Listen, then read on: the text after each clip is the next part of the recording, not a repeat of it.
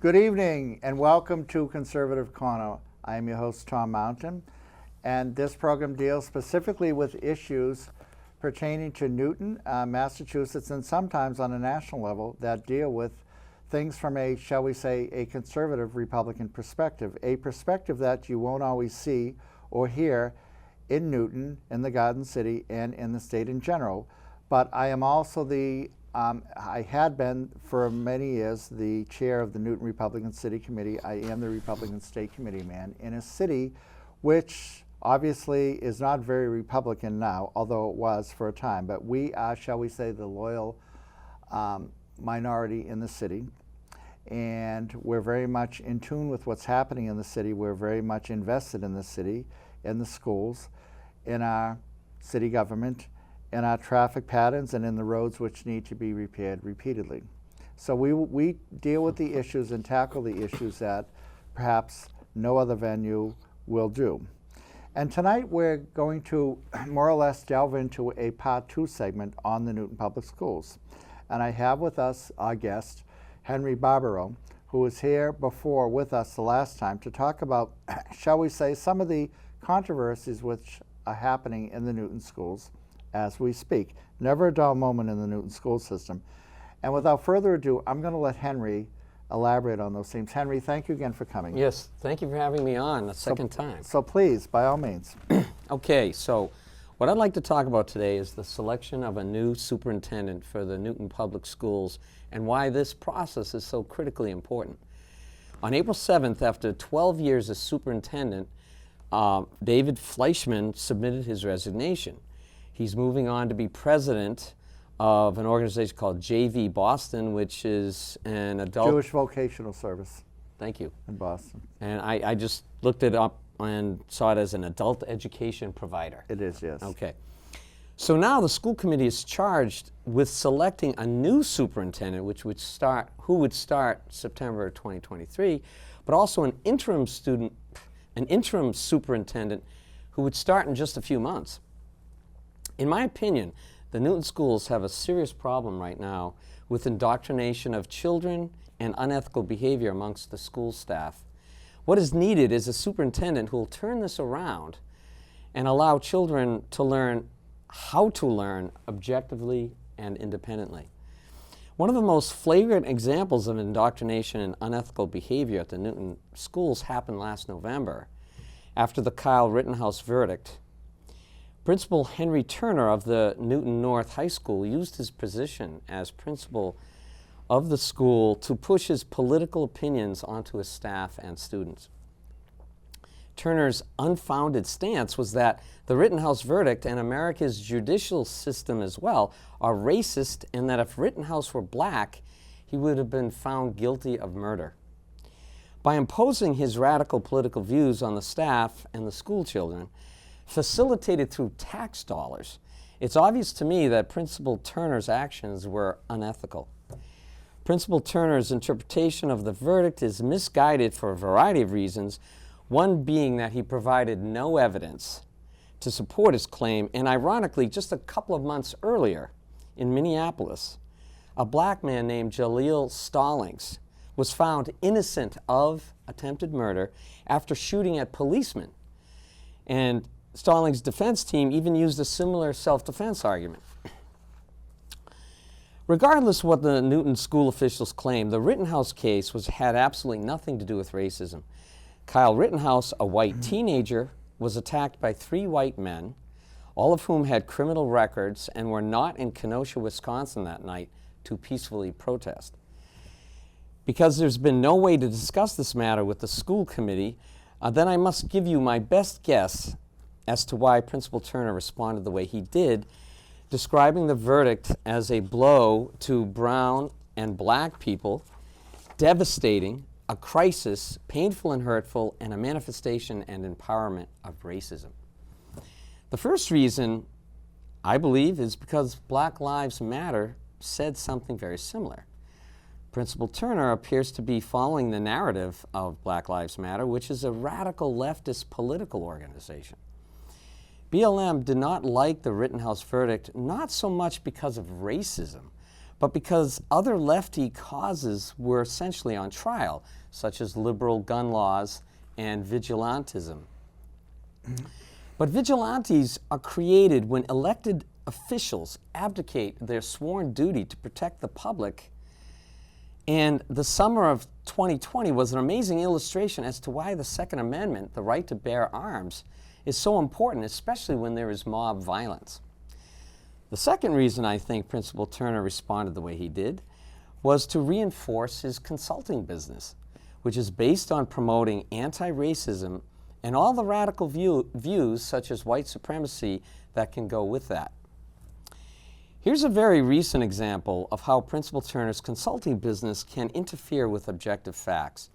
Yesterday, Principal Turner sent out an email to all those who have subscribed to his consultant blog about Saturday's mass shooting in Buffalo. He said the following: "Remember, these discussions work better when you discuss race and racism regularly. Ignoring this event is normalizing the event. When we ignore these events, they support racism. We need," this is what he said, this is pretty dense, what he says next, "we need to learn about white supremacy. As the United States heads towards a majority person of color population, attempts to hinder voting rights and threaten communities of color through domestic terrorism continue to support the maintenance of white supremacy, and schools see laws that prohibit teachers from teaching and talking to their students about racism, and that ban books about racism. All the while, our society blames black and brown children for creating an achievement gap, accepts police violence against people of color, and calls any policy that attempts to address inequity a handout.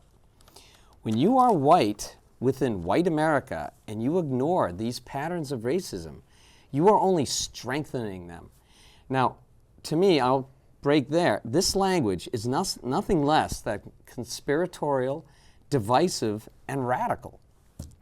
He ends with, "Educators that do not have experience processing crises, particularly crises layered with race and racism, need support." And that's where Principal Turner's Change the Narrative consulting services comes in. So, Principal Turner is using a tragic event, the mass shooting in Buffalo, to promote his consulting business. In my opinion, this is a horrible way to capitalize on the actions of a lone, murderous lunatic. What is the reason behind the mass shooting in Buffalo? Is it white supremacism and racism? Or is it due to the psychotic delusions of a deranged person? I would say it's the latter.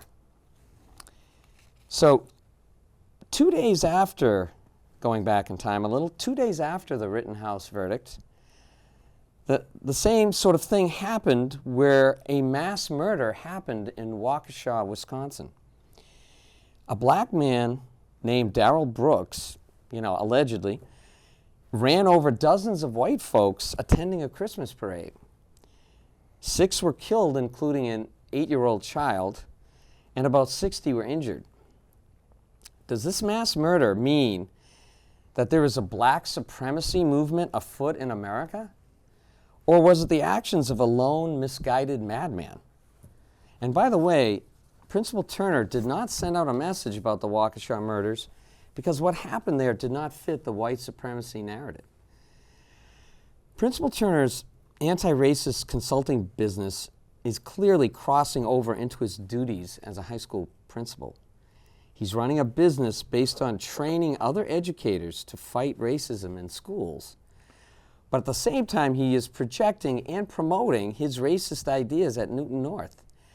To me, this is clearly an unethical conflict of interest. So that's some background there, and I'm wondering if do you want to break Henry, there? Yes, indeed. Well, I would say that this principal whom you refer to would be talking about this anyway, regardless of consulting business or not. But it's not just him, it's almost everyone. By everyone, I mean all the principals in the Newton schools are geared towards this whole philosophy. And that is to insert their political ideology into the curriculum and in running their schools and in hiring the teachers who in turn will also insert, it's a trickle-down effect, their political ideology into the school system, which is both unethical and unsavory. Now, about a month ago, the leadership of the Newton Republican Party were fortunate, after a very long time, to meet with privately in a forum with the 4 new members of the school committee. And we kept them there a lot longer than they probably expected. But they were it was a very good meeting. And the ideas that you present here today were presented to them. And a lot more background information, although not specifically focusing on this one principle, but many things of this nature which are occurring in the Newton schools. And our premise was very simple in that we just simply want our kids to be educated in a school system which is devoid of political ideology. In other words, reading, writing, arithmetic, as public schools in Newton and throughout the country have done for generations going back 200 years. That's how it was here, and we want to return to that.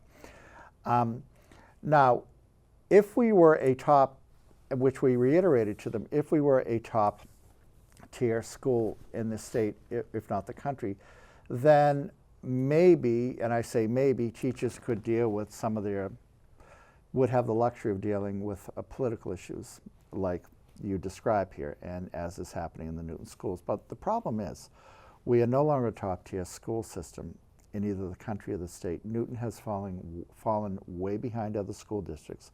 We are no longer on a par with the W's, Wayland, Weston, and Wellesley, even Westboro. We are lapsing into, shall we say, averageness, not mediocrity yet, but the average stage. In that, as I reiterated to them, several schools in Belmont and several schools in Wellesley were in the top 10 elementary schools, that is, in the state. None of the Newton elementary schools were rated in the top 10 in the state. Our high schools barely made the top 40 in the state. Now, and this is according to Boston Magazine and U.S. News and World Report. Now, there was a time where graduates of the Newton schools, and both high schools can reiterate that Newton High School at the time, and even Newton North afterwards, were among the top 10 in the United States, in the entire country.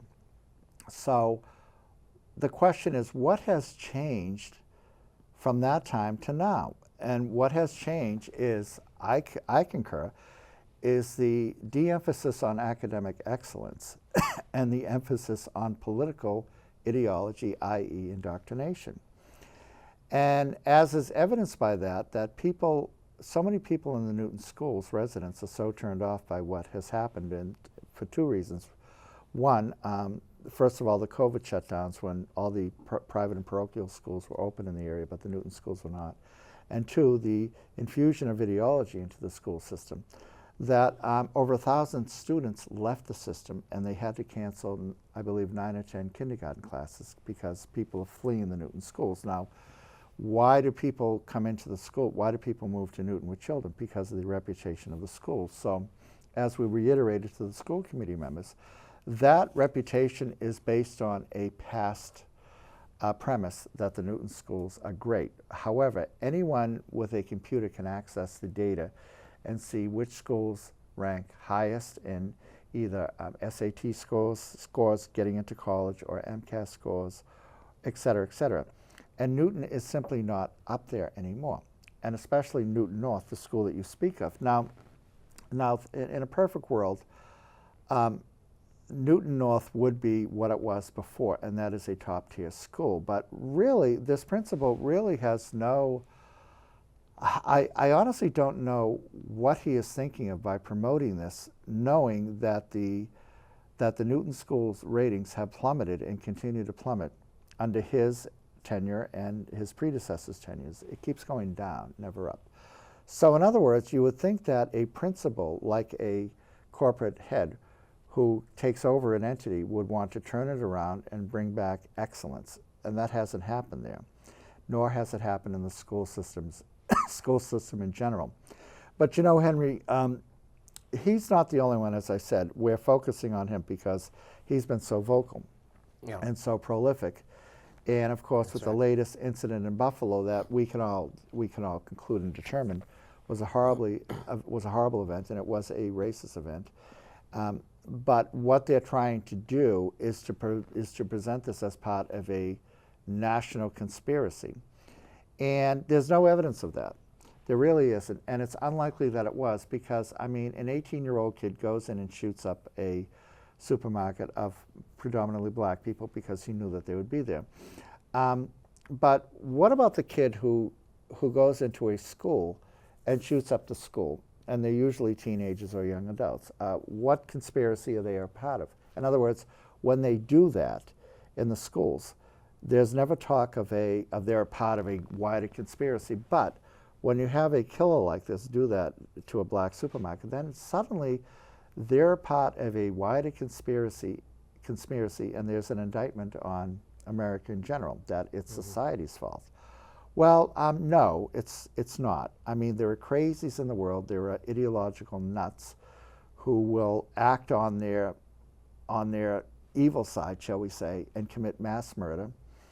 That has been going on for a very long time, and regretfully, it will continue. And yes, this person had guns and weapons, and that he was able to use that. But I mean, take away the guns, they'll just start using knives.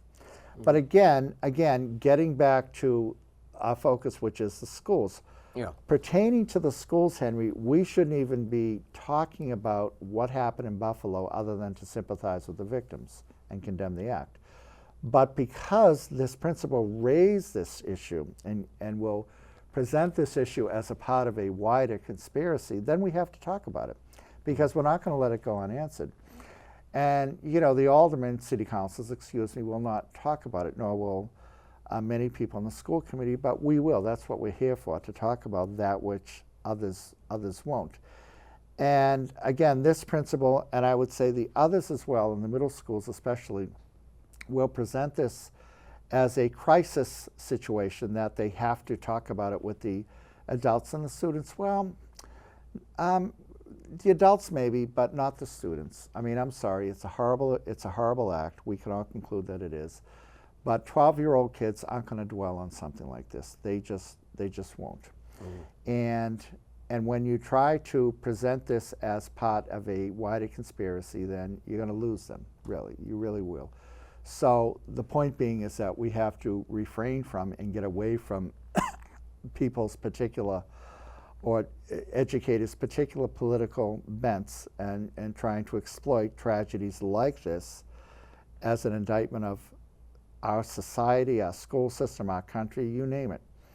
And this is inappropriate, it's wrong, and we have to extinguish this trend in the schools. Yeah. I know, I do wonder if the Rittenhouse verdict was so horrible and hurtful and so racist. What the heck? I mean, I kind of shudder to think about the Buffalo mass murder. I mean, you know, it's just, it's a whole level of different severity. But anyway, let me, if you don't mind, I'd like to... By all means, please, you're the guest. What I wanted to say is, I look at what, and I guess I don't mean to pick on Principal Turner, but what he did was so demonstrably wrong that it's a good example.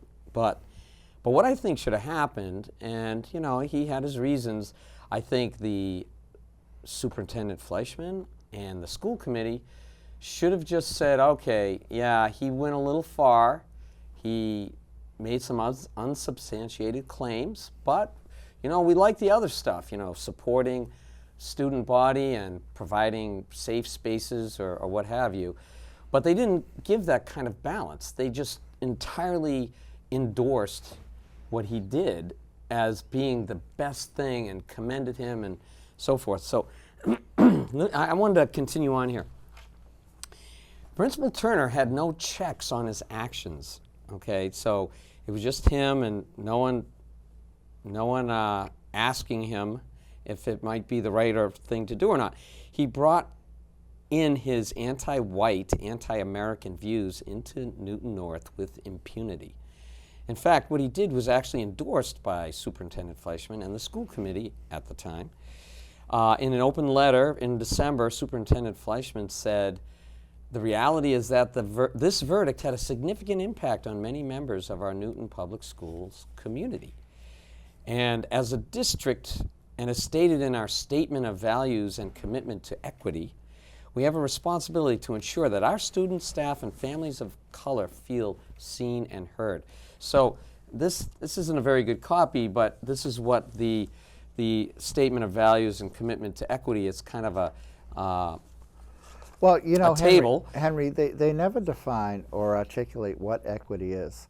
What does that mean? What are they talking about? And how does it apply to the school system? And also they're implying that students of color, a nifty liberal term, are perhaps feel alienated and isolated or don't feel welcome in this in this city or in the school system.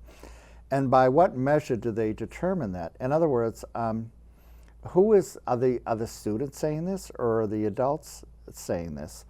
And also, when they imply that anti-racism, or when they embark upon a major anti-racism curriculum and overhaul of the school system. Now, what is the opposite of anti-racism or pro-racism? So what they're implying is that Newton and the Newton schools are so permeated with racism, that the Newton schools are so saturated with racism that only an anti-racist program, an intense anti-racist program, can rectify it, because we're such a racist city and racist school system, which is absurd, which is totally fallacious, but no one ever challenges them on it. So if they're suggesting, and they are, that our school system is racist, well, prove it. Yeah. You know, prove it. Show us the incidents, show us the long roster of racism in the schools, show us the racial incidents, show us the police reports, show us the disciplinary reports of kids engaging in racism. Also give us anecdotal evidence. I mean, are there roving bands of skinheads with leather jackets and swastikas roaming the halls of Newton north or south? Is there something as overt as that? No, there isn't. Or is there something as covert, shall we say, online, where kids are in this secret cabal of closet racists, and they just, you know, permeate their racism online, and they identify themselves as being from Newton north or south? No. In other words, there is no major or even minor problem with racism in the school system, in the Newton schools, so let's stop pretending that there is. There is not. There never has been, and there won't be, just as in this country there isn't. Now, individual racists exist, like individual criminals exist. Individual hoodlums exist. They are among us, they always have been and always will be. But really, to embark upon a, quote, anti-racist curriculum under the guise of critical race theory is not only unethical, but it's factually incorrect. And we have reached out to members of the school department and school committee to debate this issue. In other words, if you're going to push this agenda on our students and our school system, then be prepared to defend it. Come on this show, and let's talk about it. Let's debate the issue. Prove it. Prove us wrong. So right now, I will give a formal invitation to the new chair of the school committee, Tamika, and it's a Slavic last name, and I'm not going to try to pronounce it. And forgive me if I can't, but I don't want to mispronounce it. So we will ask her politely to please come on this show. Next month in June, we will give her ample time to talk about anti-racism in the schools. Tell us what it's all about. Tell us why you need to have it. And we'll give you the open microphone. And this is Conservative Corner, and we'll do that. And I will say this, that you will not have, we don't get invitations like this from, shall we say, the liberals who control the other media outlets or in the school system. But we'll grant her that, or another representative of the school committee or school department to come on and talk about it. Just talk about it. Let's discuss it. Let's really get to the bottom of it. All right. So let me just finish this thinking that. We have 4 minutes. So we have 4 minutes. Okay, I'll be You can quick. complete it. It started with a letter from Superintendent Fleischman, and then Principal Turner got into the act and submitted his own letter. And he states that the Newton Public Schools firmly committed to teaching students to think critically rather than teach them what to think, which, you know. Well, that's wrong. They teach them what to think. They don't teach them Exactly. to think I mean, in critically. theory, it's great language, but it's not They true. don't do that. But on the contrary, everybody knows Principal it. Turner's actions promoted the opposite of critical thinking and more closely resembled left-wing indoctrination from an Yes. activist rather than the presentation of factual information from a school administrator. So let me conclude back to the selection of the interim superintendent, which I think it's going to happen soon, and it's really important. This needs to be taken seriously because this person will set the stage for the permanent superintendent and may even be transitioned into becoming the permanent superintendent himself. So I guess the thrust of what I was saying, anyone with a major conflict of interest and a tendency to stoke racial division would not be a good choice for the Newton superintendent. Now more than ever, the citizens of Newton need to be able to interact with the school committee and get involved in the selection process of the superintendent. It's okay to have, for a school staff, to have a consulting business on the side. But that person should not be influencing what happens in their school during school time to promote his or her business. Henry, you know, it's interesting, and I thank you for that and for presenting this view. We reiterated to the Newton school committee members, the new ones that we met, and I half jokingly told them, in a perfect world, we would like you to appoint a superintendent who is a Mormon Republican from Utah, a military veteran, as the superintendent of the Newton schools. And I said, we know that's not going to happen, but when you go down your politically correct list of gender, race, sexual orientation, etc., add one more facet to that list, and that is veteran. In other words, have all of the above, that's fine, but just let the person be a veteran, because really that changes the makeup of the superintendent, and that changes the whole equation, because when you bring in a veteran who's also a superintendent and all the above with all the politically correct attributes that they look for, you have someone who's a patriot, who has served our country, who is open, who is not, if not politically conservative, or at least moderate and open to ideas, open to presenting all viewpoints. We have 1 minute left. And as happened before, a minute program goes by very quickly. Yes. And I'm glad that you came back, and I'm glad that you're able to continue and present all of your ideas. And I thank, once again, the audience for joining us tonight. Please tell all your friends about this. We're a monthly program, and you will hear it from us when you won't hear it from anywhere else. So thank you again for joining us, and we hope to see you next month. Thank you, Henry. Okay. Yes, Tom, that was great.